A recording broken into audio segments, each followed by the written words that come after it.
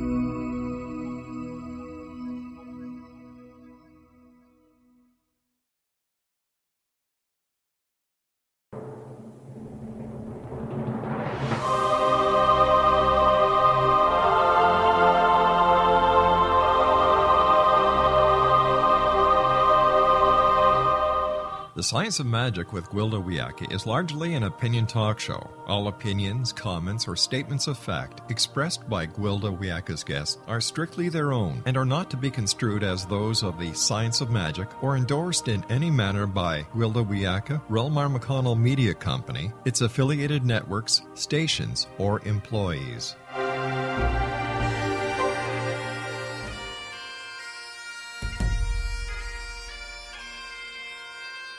Welcome to the Science of Magic with Gwilda Wiyaka, a program dedicated to uncovering the unified nature of reality and humanity's ever-evolving place as truly galactic beings. For more information on the Science of Magic with Gwilda Wiyaka, visit us online at www.thescienceofmagic.net.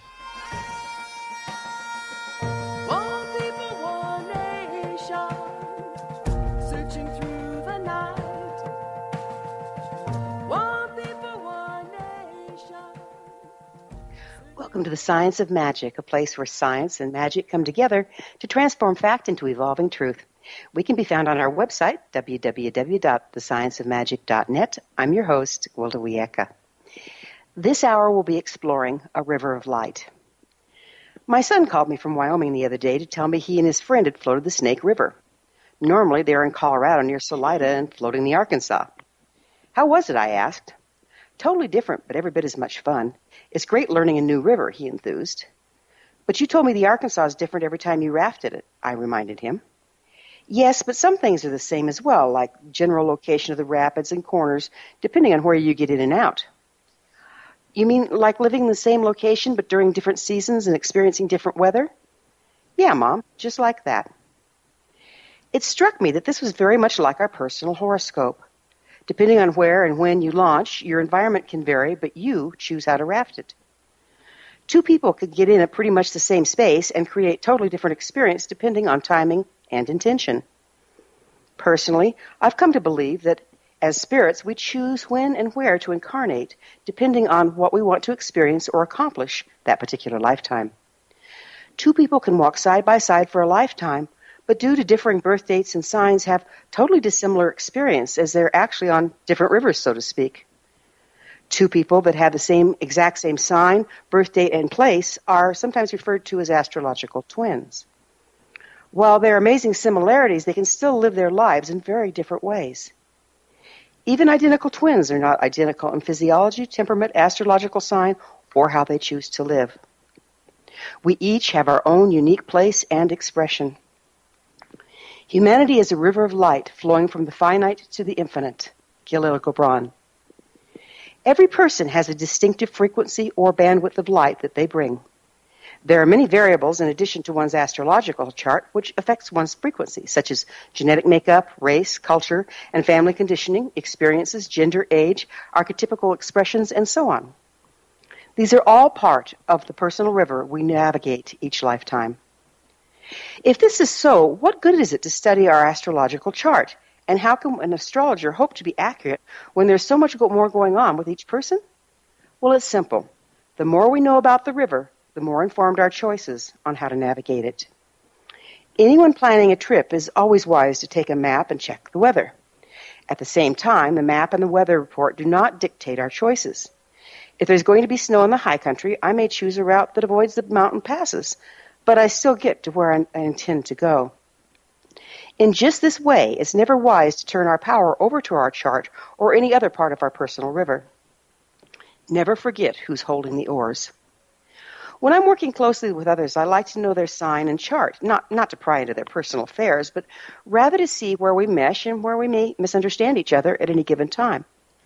I can't tell you how many landmines I've avoided by simply comparing charts and tendencies with the important people in my life.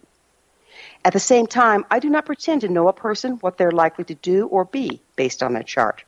For me, it's all about mindful interaction and mutual respect. It's so easy to fall into the belief that our experience is the only valid one. Yet it's through acceptance of our differing expressions and the viewpoints that the truth can be found. Humanity is indeed a river of light flowing from the finite to the infinite. If even one of us is missing, there's a break in the flow. Our guest this hour is Amy Herring, a graduate of Stephen Forrest's Evolutionary Astrological Program and has been a professional astrologer for 20 years. She's written 2 books on astrology, Astrology of the Moon and Essential Astrology. Amy has served on the board of her local astrological organization and been a returning speaker at the Northwest Astrological Conference. Visit Amy at www.heavenlytruth.com for readings, classes, and educational videos. I'll introduce Amy and explore her views on the modern-day application of the ancient practice of astrology after this short break. You're listening to The Science of Magic. Prior innovative episodes can always be found on our website, www.scienceofmagic.net.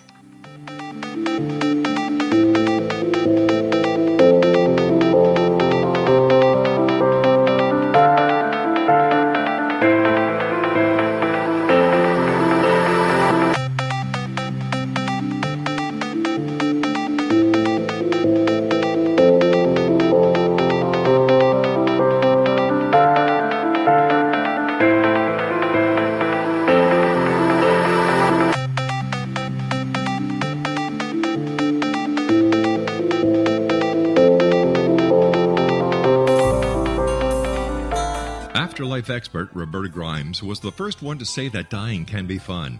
Now her best-selling book, The Fun of Dying, is available in stores worldwide. So if you wonder whether death ends life, how it feels to die, or what heaven might be like, The Fun of Dying was written for you. And if you have always been afraid of death, or if you worry that your life has no meaning, let The Fun of Dying ease your fears and bring new meaning to your life. Nothing said in The Fun of Dying is based on the teachings of any religion. Instead, Roberta draws on evidence to explain how death happens, how it feels, and what comes next. A lot of the best death-related evidence was produced in the first half of the 20th century. When it is put together with recent discoveries, it tells a consistent and amazing story. Roberta Grimes blogs and answers questions at robertagrimes.com. Her wonderful book, The Fun of Dying, is available on Amazon and at stores worldwide wherever books are sold.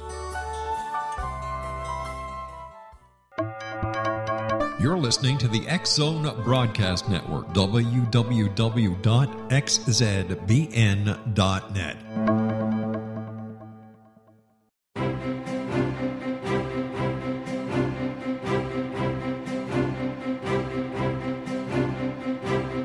While science pursues fact, magic accesses the quantum level, bridging random facts to form truth. As long as science and magic remain separate and polarized, the truth cannot be known. I'm Gwilda Wiyaka. Join me on the Science of Magic radio program dedicated to unification and evolution of consciousness.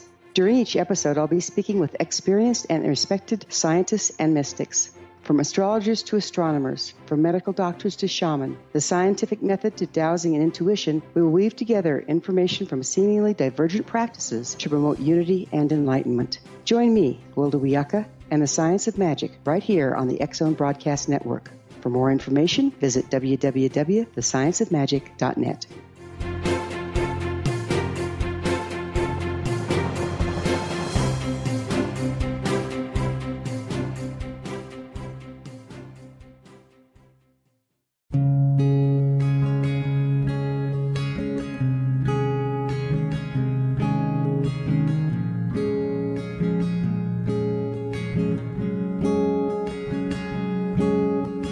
Linnea Starr began to demonstrate a metaphysical connection to the spirit world as a little girl. Her family noticed the connection, but it was a great-grandmother who told the family that Linnea was indeed gifted. The great-grandmother, who was also gifted, felt that Linnea had indeed inherited these attributes. It has been noticed that oftentimes such things are passed down through the generations. Linnea was also born with a caul, a thin white membrane across a newborn's face. Legend has it that if the baby is born with this caul, the child will have second sight, or what we call psychic abilities. Linnea Starr does past, present, and future, and has the gift of prophecy.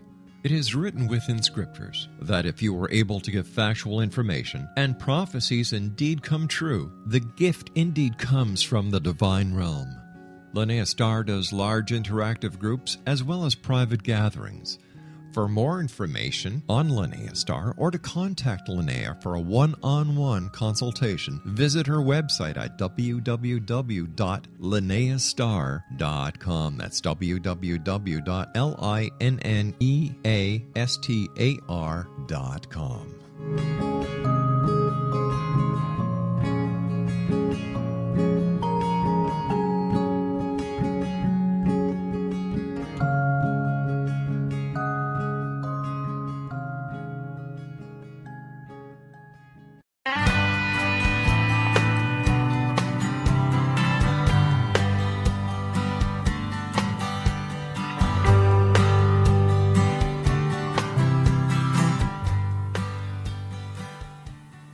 Welcome back. This is the Science of Magic, dedicated to unification and evolution of consciousness. I'm your host, Gwilda Wiyaka. Our guest this hour is Amy Herring, a graduate of Stephen Forrest's Evolutionary Astrological Program and author of Astrology of the Moon and Essential Astrology. Her website, www.heavenlytruth.com. Amy, thank you so much for joining us on the Science of Magic. Hi, it's good to be here. Hey, would you mind telling us a little bit about Stephen Forrest's Evolutionary Astrological Program and why it's referred to as evolutionary? Oh, yeah, absolutely. Stephen Forrest is, he's been my mentor and many people's mentor at this point. And what he tries to do is just kind of gather people, like-minded people together. And he'll have sessions where you kind of focus on a basic area of astrology, one topic, and they'll talk about it and present and look at charts. And it just is a really great way to see astrology in action. He calls it evolutionary because the idea is that you grow with your chart. It's not a static, of course the planets stay in place and your natal chart doesn't change, but you change within it. And so the idea is not that astrology is supposed to define you or describe you, but to be a way to kind of see how you can progress within what that chart represents for you. Oh, I like that a lot. So it's like we were talking earlier. It's just the river that you're on, and how you navigate it is really up to you, and whether you want to evolve or stay put. Is that kind of what you're saying there? Yeah, exactly. He really focuses on working with the chart as a way to evolve kind of purposely. Very good. So the art of astrology seems very complex with no two charts exactly the same. Do you find many people kind of oversimplify it at the cost of accuracy? I think when you're first trying to, the symbols are so complex, and how they come together are so complex, and how people decide to interpret what they mean when they come together is so complex. So I think sometimes out of a desire to have a kind of a standard approach, that definitely there can be an oversimplification. And of course, a lot of popular astrology is very simplified to kind of be digestible in easy chunks to the general public. Like the kind you find in the newspapers, right? Exactly. Yeah. How much does intuition play into reading a person's chart? I think it can certainly play a lot into it. Just like our imagination or how we choose to express something. I can look at a symbol and understand the basic possible meanings and archetypes, but the stories I choose to tell, the way I choose to present it, that can all kind of come from the magic of the moment. So do you kind of align with your client as you're doing that, so that you're kind of giving them back their own archetypical understandings so it makes more sense to them? I definitely try to, connect with them so that I can ground what I'm saying in their experience as much as possible without, telling them exactly how to interpret it or what to think. Of course, they're free to do that. So, but trying to connect with them in a way that makes it so that I'm not talking just in the abstract, but can be a little more practical with it. Yeah, to me that seems really important, because what was it my astrologist calls it, astrobabble. It's like right. Not to go too deep into the this planet's here and that one's there and this one's retrograde and this one's doing this and that. And I'm going, I'm so lost. But rather be able to be the bridge between that information and something that makes sense to your client. How do you manage that? Yeah, some people want to refrain from any astrobabble, as you put it, and I think that that's a great approach because, what you're trying to do is just communicate with the client, and you are kind of the one that's supposed to read the map. But sometimes I do find that it can kind of be nice to explain to people just a little bit about why you're saying the things you're saying, but not so much that they're starting to have to do the work that they just don't know how to do. So you really do have to be careful of overwhelm. And not just because of the astrological terms, but also the kinds of things you choose to talk about and choose to amplify. There's always so much going on in a chart that you can overwhelm people where now they can't hear anything because it's just too much. I hear you there, yeah. And how do you sort this stuff out? It's like if somebody doesn't have any experience at all with their chart, oftentimes you find they come to you looking for you to tell them what's going to happen, and you have to kind of educate them otherwise. Yeah, I do find that happens. I mean, most of the time when people find me through my books or my website, they've, done a little bit of exploring, and so, I make it clear that I don't predict events. And I say it specifically in that way because, of course, I do look at the future, and the future trends is what I call it, to see where the planets are going to be at certain times and how that's going to interact with their chart. But again, like you'd said before, I can't predict their choices, and I would never even attempt to do that. Kind of trying to remove free will, I think, is practically impossible and certainly not a great way to go about it. And how many people do you think really exercise free will? Aren't a lot of people just kind of sitting in victim and not being proactive around their chart? I don't tend to find a lot of people like that, and maybe it's just the kind of people that I attract, but, I make it really clear from the outset that if you want to know what's going to happen to you, I'm not your astrologer. If you want to know what you can make happen and how you can work with it, then, then I'm your girl. Amy, I love that. I just love it. Very well put. Let's talk a little bit, if you don't mind, about Mercury retrograde. It seems to be something that everybody knows, more or less, and we're moving into it. And it seems like people dread it. Oh, you can't sign contracts. There's going to be a lack of communication. Bad things happen. It's very restrictive. But what I've found as a practitioner, and I'm a shamanic practitioner, is that it's a beautiful opportunity to make another pass over issues that we may have skimmed over before and go a little deeper in our personal processing. Would you speak to it a little bit for us? Yeah, absolutely. It's true that because Mercury retrograde, that phrase has kind of gotten into more of the public consciousness, then it's easier to get a lot of misinformation about it, or just again to react a little too strongly. Mercury goes retrograde, several times a year, and of course it's not the only planet that does that. Whatever planet is going retrograde for a period of time, and again, just to be clear, that's where their planet appears to be moving backwards, even though it actually isn't. It's just our viewpoint. It's representative of kind of that energy changing direction. So yes, you could certainly say because Mercury rules communication, thought, how we express that thought, how we make sense of the world in certain ways, certainly that anything that's kind of ruled by that, communication devices, that kind of thing, we could say, that you might have to gird your loins when it comes to that. But I think really the point, and again that you made, is that it's really a chance to rethink. Retrograde, the first two letters are RE, and RE words are kind of a good way to look at retrograde periods. So with Mercury, because it's thinking and communication, to rethink, to go over information, to make sure that you've got it right. A lot of times when people, complain that something has gone wonky during a Mercury retrograde period, it's kind of like it's not that brought that on, or that's when that happened. It's when that came to light. So there may have been a miscommunication, let's say months ago, and now it comes to light. And so that's actually a great opportunity, although it's a hassle. Certainly I would never deny that it can't be a hassle, but it's a good time to smooth those out and clean those up. Yeah, I find it a very rich time for myself and for my clients to, like I said, take another layer into things that might be restricting our lives, but we skimmed over the last time. And if I view it that way and don't try to push the river and move forward in certain ways, I don't usually have much trouble with Mercury being retrograde. Is that what you find? Yeah, I think that's a great way to look at it. Again, just kind of work with the energy in the way that it's going to kind of, flow with the river, as you said.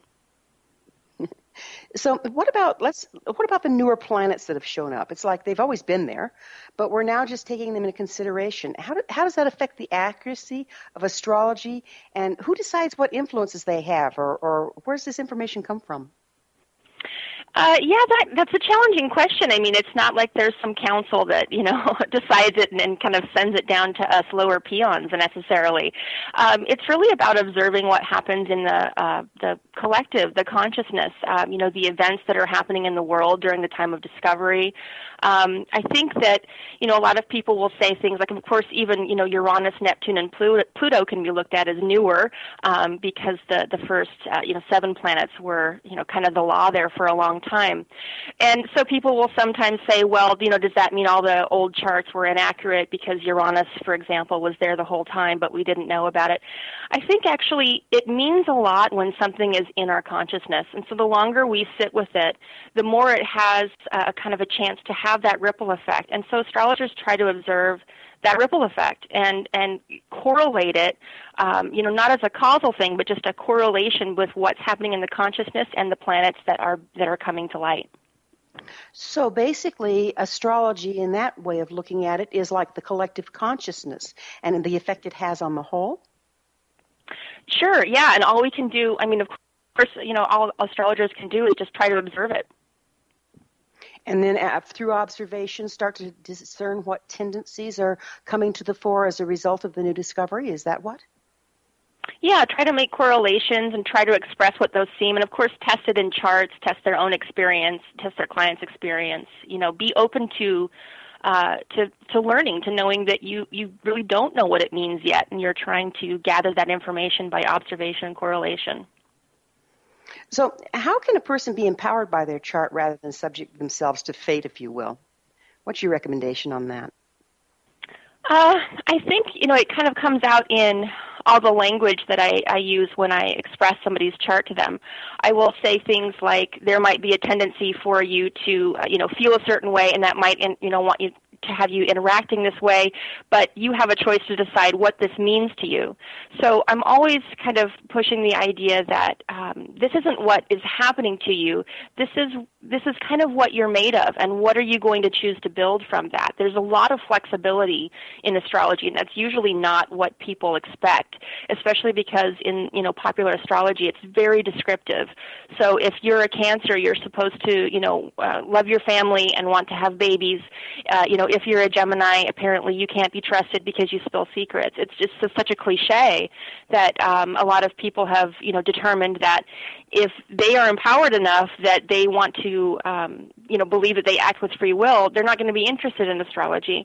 And if they aren't, if it's the opposite, if they want to be told what to do or how they are, then they might be drawn to astrology for the wrong reasons. Got it. We're going to have to take a short break. This is just wonderful information. And so we're going to return to our discussion after this short break. You're listening to The Science of Magic. I'm your host, Gwilda Wiyaka. Do you want to hear more? Previous broadcasts of innovative episodes can always be found on our website, www.thescienceofmagic.net.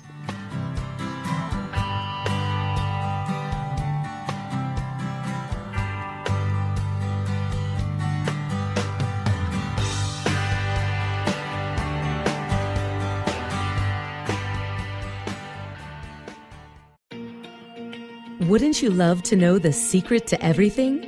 Well then, meet Dr. Kimberly McGeorge and her cutting-edge breakthrough knowledge that combines science with possibility. Dr. Kimberly brings real-life answers and healing to those open to alternative solutions. She teaches solution-based programs and classes that will change all areas of your life forever. Specializing in conscious creation, intuitive readings, and energy medicine, you can rapidly shift health, relationships, business, and money and abundance challenges quickly. Receive her best-selling book, Secret to Everything, at no cost by going to secrettoeverything.com/X-Zone. That's right, transformation can start now. Just go to secrettoeverything.com/X-Zone and receive Dr. Kimberly's book for free. You're listening to the X-Zone Broadcast Network, www.xzbn.net.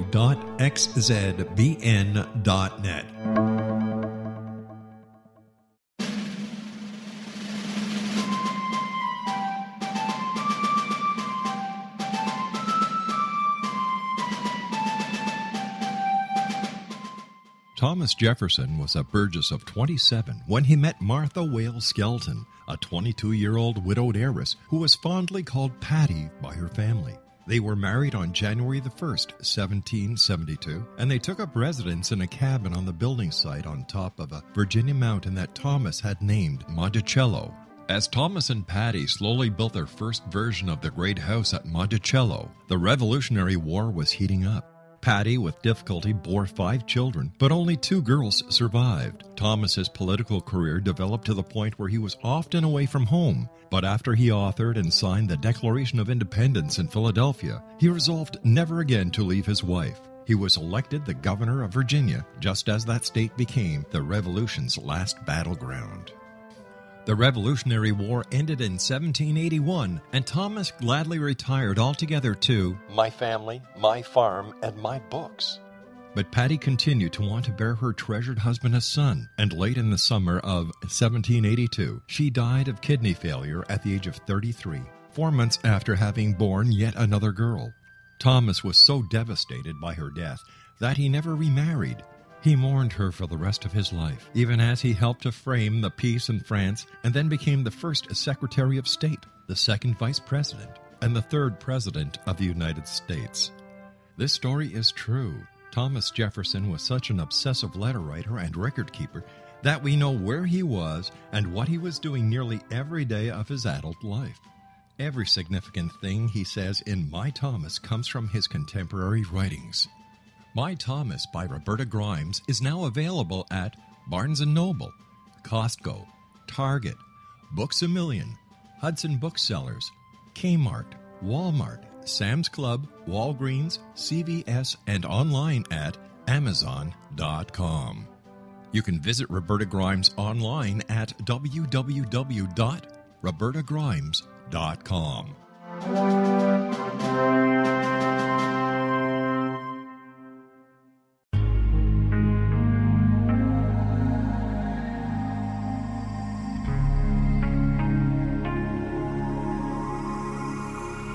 The scientist and the mystic have been on an age-old, relentless search with one thing in common. They seek truth. Their paths converge in the 40,000-year-old practice of shamanism, an ancient science delving to the quantum level of life, facilitating healing, manifestation, and evolution. I'm Gwilda Wiyaka, the founder and director of Path Home Shamanic Arts School, a unique Colorado State-certified occupational school, training shamanic practitioners and teachers. We also provide classes for empowering personal lives through shamanism. Our certification classes are in week-long segments enabling international participation, and online classes and long-distance shamanic healing sessions are available. Come discover the science of magic in the limitless world of shamanism. www.findyourpathhome.com.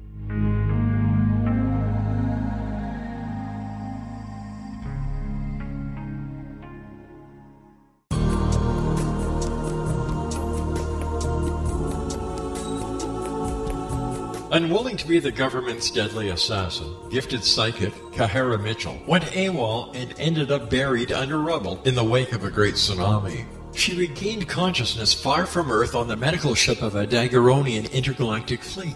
Has she been rescued or abducted by aliens? The Chalice of Carrie, Kahira O'Donnell's latest paranormal science fiction romance, is the passionate story of an Earth woman and her destined mates, twin kings from another galaxy. Kahara uses her gifts fighting alongside Lords Ram and Ra in a war that will determine the destiny of galaxies.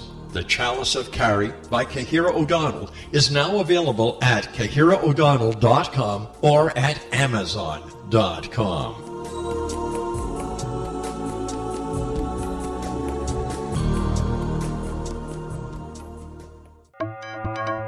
You're listening to the X-Zone Broadcast Network, www.xzbn.net.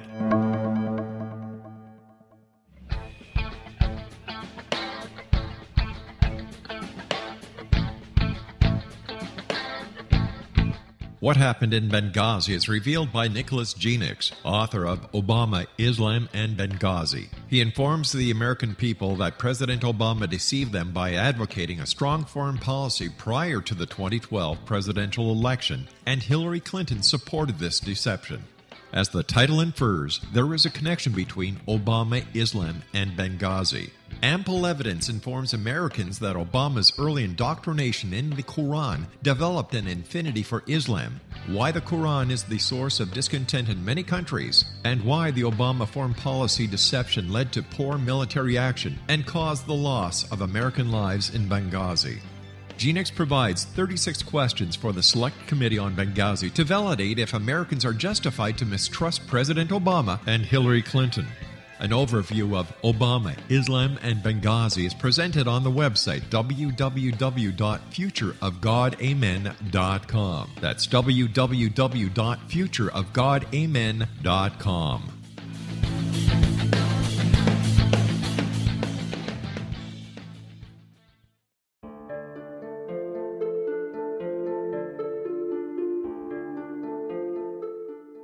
Annie Callahan, dedicated to negotiating a position for Earth within the Daguerrean Coalition, had trained for 3 years to become an Earth ambassador.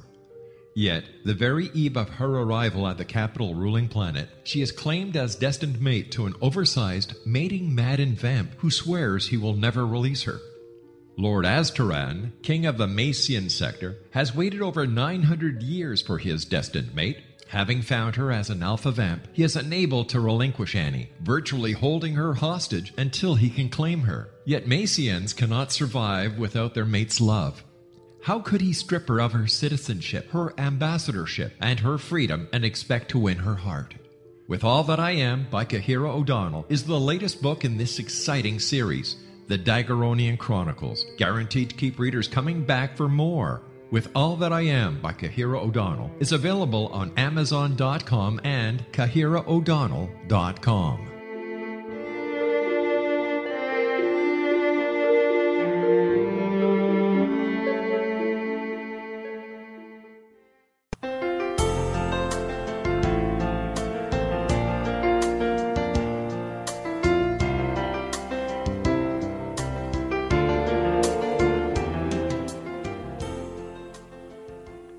Welcome back. This is The Science of Magic, a place where magic and science come together to promote enlightenment. Visit us online at www.thescienceofmagic.net. I'm your host, Gwilda Wiyaka. Our special guest this hour is Amy Herring, a graduate of Stephen Forrest's Evolutionary Astrological Program and the author of Astrology of the Moon and Essential Astrology. Her website, www.heavenlytruth.com. I love the name of your website, Amy. Oh, thank you. Let's talk about evolution as a whole. Do you see a common theme in charts that you would attribute to these evolutionary times that we're in?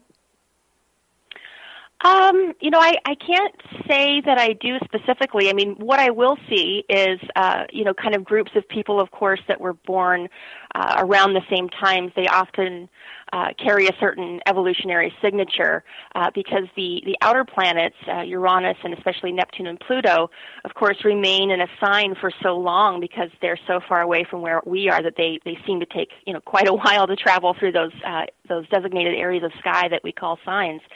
So a lot of people around similar ages, will have the same placements. Now, if they're born at a different time of day, it will certainly vastly change, but they'll still have those planets in the same signs, and so they kind of carry that signature. So by evolutionary signature, you mean the soup they're dancing in, if you will? Oh, I'm sorry, say that again? By evolutionary signature, you mean kind of like the soup they're dancing in, or the components they have to work with? Yeah, a little bit. I think that not only is it that kind of soup, but there's it's kind of a two-way street. People born with Pluto in like Sagittarius, let's say, they can encompass several years, and that kind of mini generation is not only growing up in Pluto and Sagittarius times, but they are going to kind of incubate that and then bring it forward, into other Plutonian times when they grow up. Got it. Okay. So do you do comparative charts for two or more people? And what do you see as the value of doing so? Because I specialize so much in kind of the psychological, internal, spiritual view, I tend to not do chart comparisons anymore in my practice, but they're certainly absolutely valuable. I just haven't chosen to focus on them. And the reason is anytime you compare two charts, it's kind of like being able to see a little bit inside the inner workings of how they interact with each other. And some of the most simple knots, that can be just from miscommunication or misunderstanding what another person needs, what another person is asking of that other person, can be untangled by looking at that. Yeah, I find it amazing. I have different astrologers I refer people to that are having difficulties, and I get a sensing that they're not really having difficulties with each other, but just in their communication style or where they are at any given time with the energies around them, and it really seems useful. So I'm glad you found value in it as well. And it seems there are as many interpretation of charts as there are people out there doing them. Why do you think that is, and how does a person know which one to go by? Yeah, that's a good question. I mean, it really, a lot of people like to refer to astrology as a science, but, yes, the determination of where the planets are and how they, align with each other is certainly mathematical. But beyond that, it's really an art. It's interpretation. You bring in intuition. You bring in your life experience. So anytime you're explaining a chart to somebody, you can do your best to work with the archetypes and explain them, but you're going to bring your own biases, your own stories, your own history. And, so that always colors it. And that's something that I think when people are looking at astrology from a scientific point of view that they don't like, because there can feel like there's too much variance. And I can agree as far as from that perspective, there is too much variance to call it a science. But when you're talking about trying to match yourself up, I mean, it's even when you, go to a counselor, a therapist of some kind, it's really about the magic of what's happening between the two of you. So yes, it's their training, yes, it's their experience and their point of view, but then it's the dynamic between the two of you, and of course that's going to change from person to person, regardless of their training. And it's kind of the same principle. Yeah, I'm glad you brought that up because I certainly I have a degree in psychology, and I certainly see this in counseling. Is that the key is the chemistry? Because if you try to make too much of a science out of it, you're not coming from your heart. You can't connect with the person, and it's not as near as effective as when you can be human and touch in. But that's not real scientific. So it's a real dance, isn't it?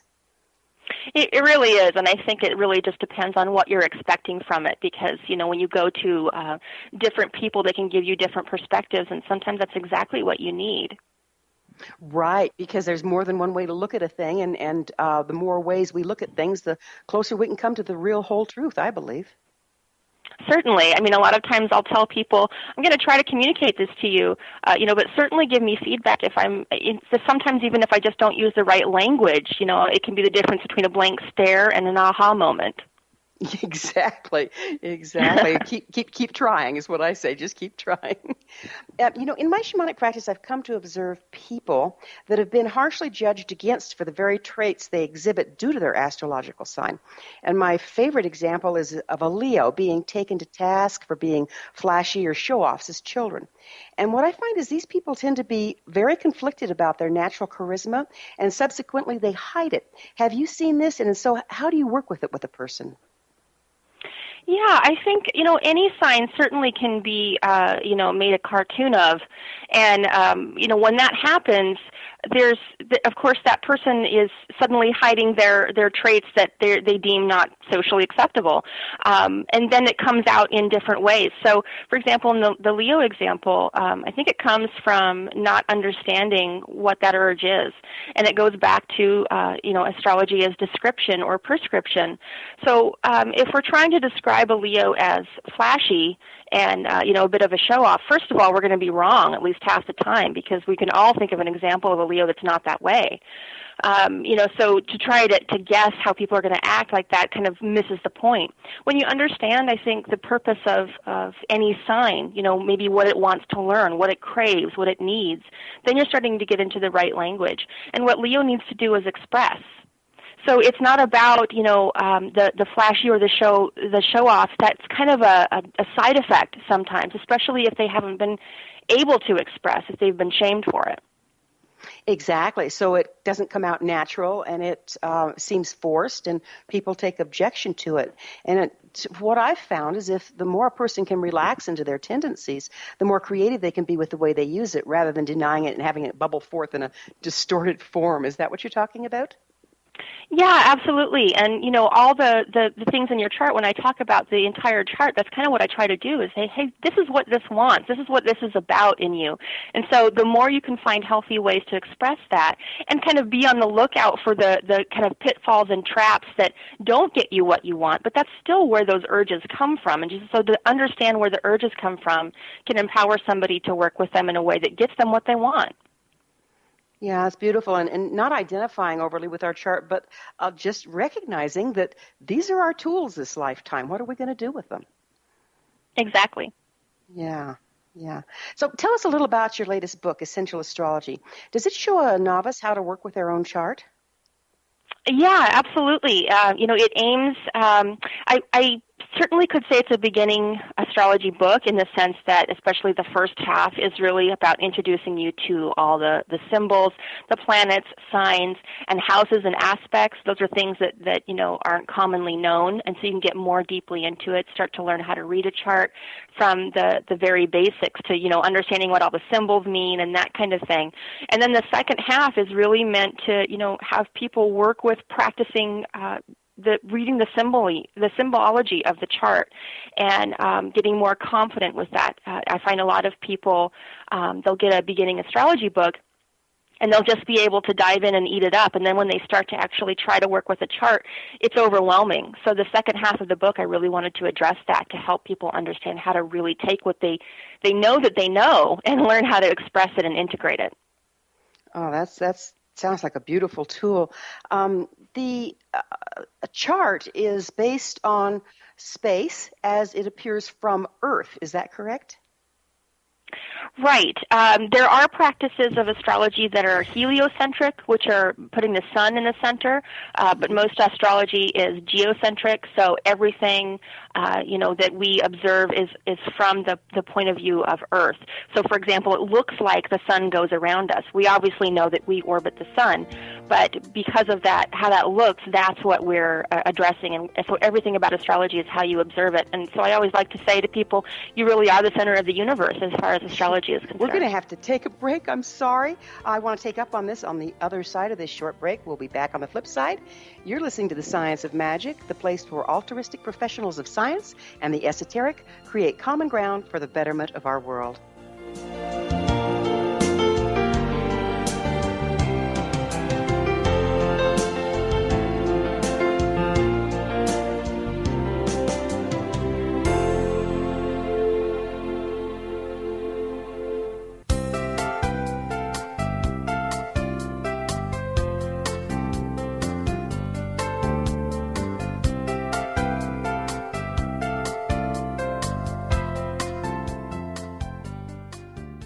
Little children aren't the only ones afraid of the dark.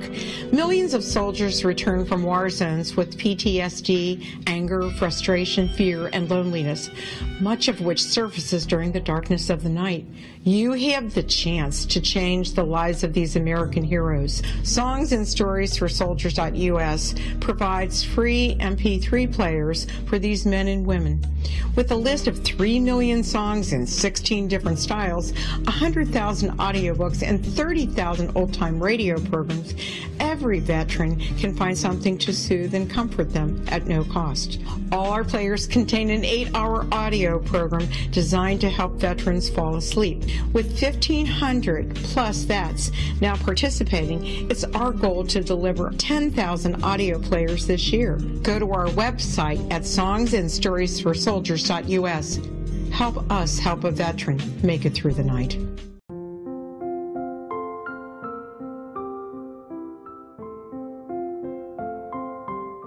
I am Dr. Carl O'Helvey, founder, president of a new cancer foundation focusing on evidence-based physical, mental, and spiritual interventions, including natural cancer cures, prayer, meditation, affirmations, nutrition, and other related holistic cancer prevention and cure modalities.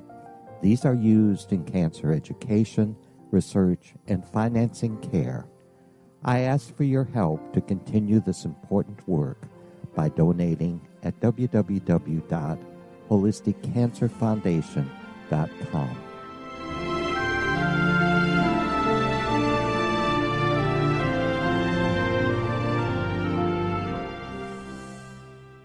You're listening to the X-Zone Broadcast Network, www.xzbn.net.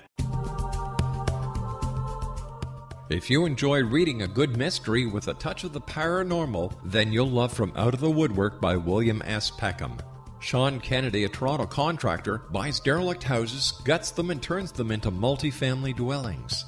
When Sean buys 29 Livery Lane, a century house in ruins, and starts the renovation, the house fights back.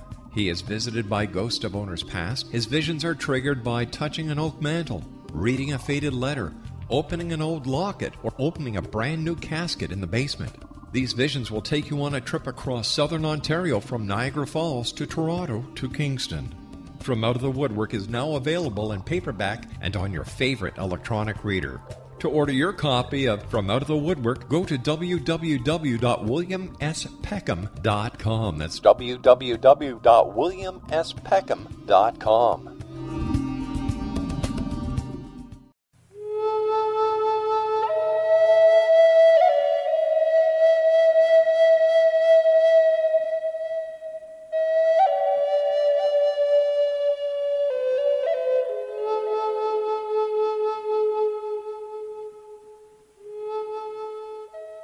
Welcome back. This is The Science of Magic, bringing together gifted people of service to the world.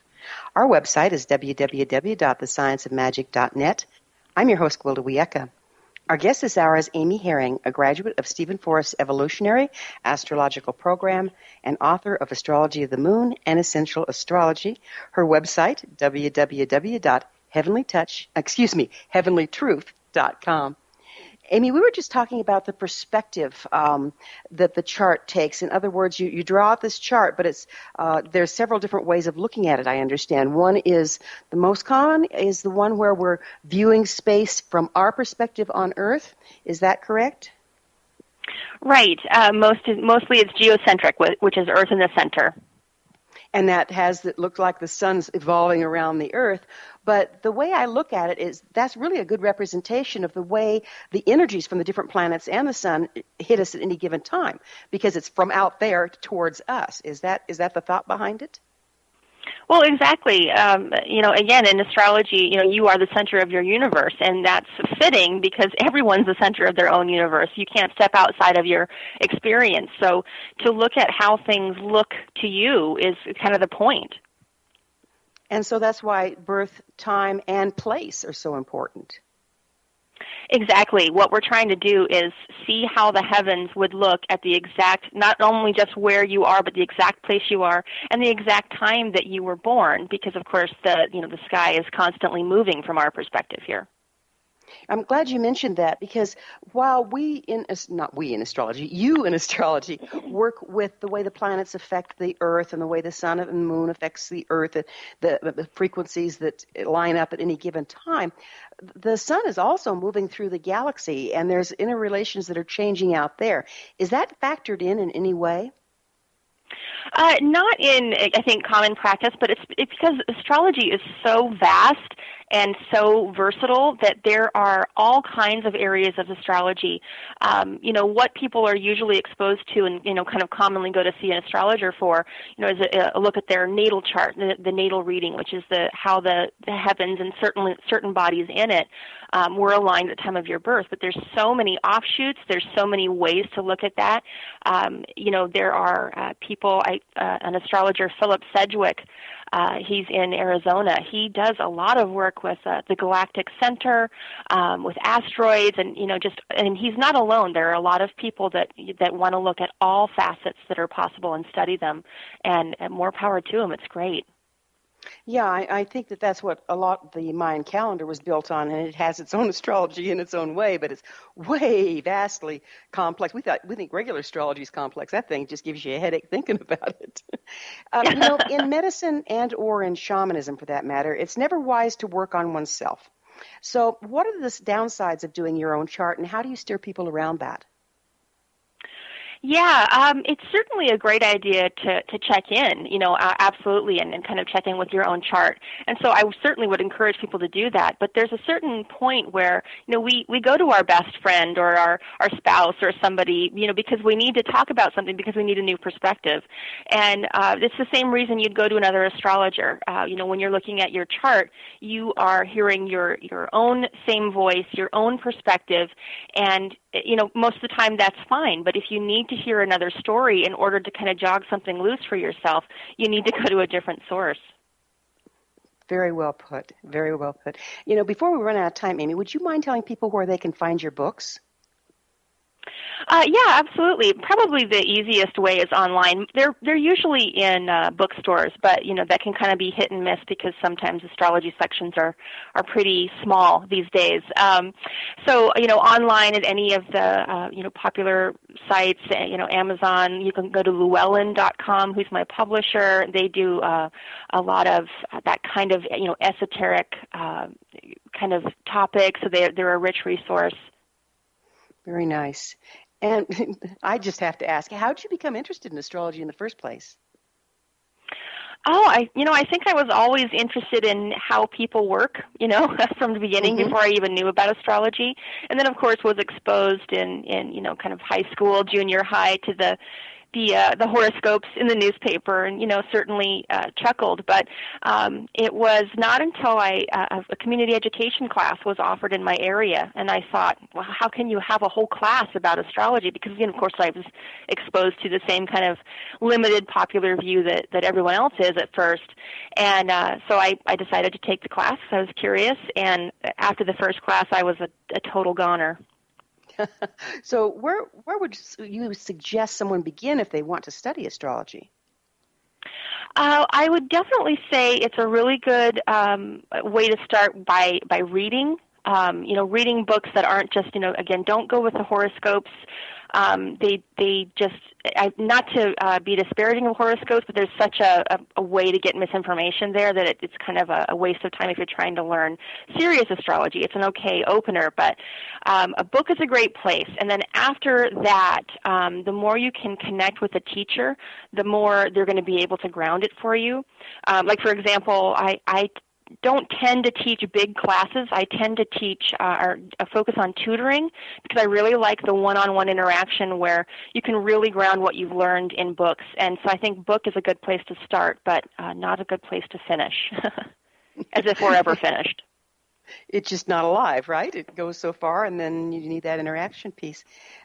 So why do you think people are skeptical of astrology?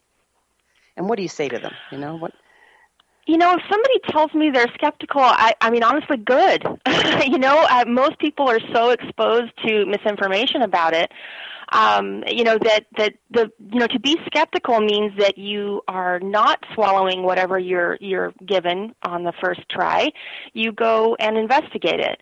The problem is that there's a difference between, an honest skeptic and somebody who's just more closed and critical, who hears one thing from popular culture and then assumes that that's representative of the entire craft and then uses it to disparage astrology without being educated. So by all means, be skeptical of anything you encounter. And I've known a lot of people who have actually become a professional astrologers because they were so skeptical at the beginning. They wanted to get down to the bottom of it to disprove astrology and ended up having their mind changed. So, whatever route people go, I certainly invite them to question, absolutely, but then to find the answers, not to just stop there. Got it. So do you see any dangers or downsides in using astrology? Is there anything an astrologer can't or shouldn't do? I guess that would be a matter of opinion. There are a lot of ancient practices that I don't think necessarily fit into the modern culture.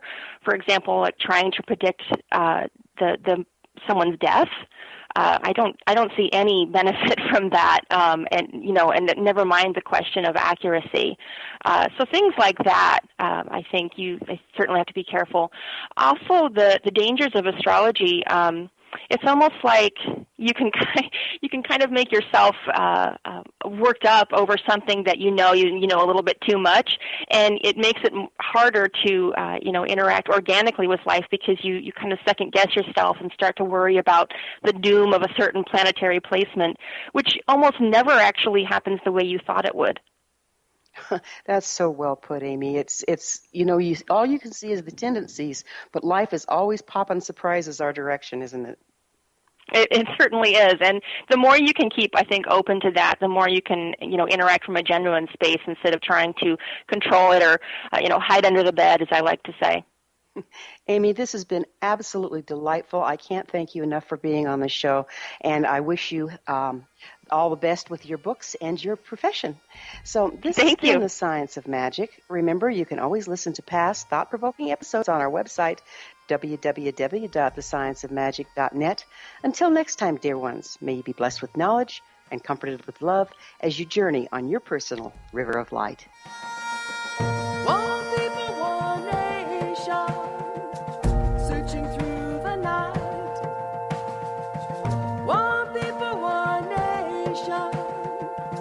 Searching for